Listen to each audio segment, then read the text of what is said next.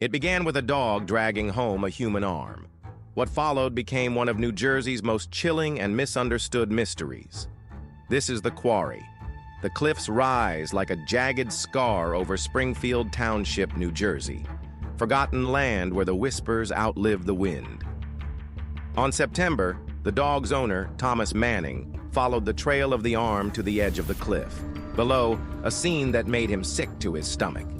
He scrambled down the rocks, racing to help, but it was too late.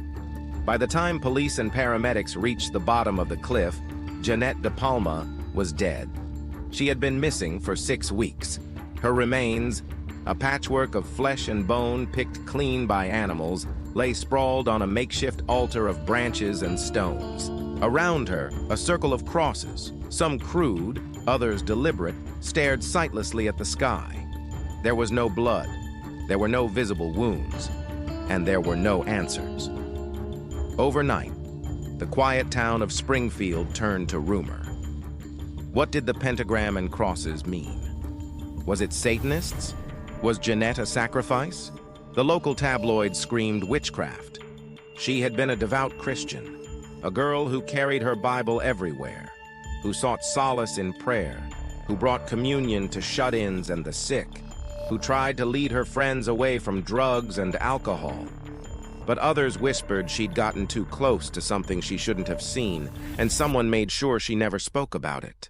The police called her death suspicious, not murder. They found no obvious trauma, no cause of death, just elevated levels of lead in her system, a possible strangulation. Over the years, names surfaced.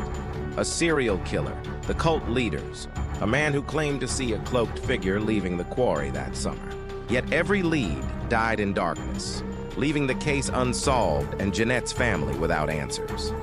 In 2019, nearly 5 decades later, a local activist begged the Union County Superior Court to allow DNA testing. The evidence, he said, is rotting in a storage closet somewhere. But the request was denied. Still, Jeannette's family waits. The truth sleeps beneath that cliff, lost to time and tangled in the weeds. The forest never gave up its secrets, and maybe, just maybe, it never will. Thanks for watching The Cold Vault. See you next time.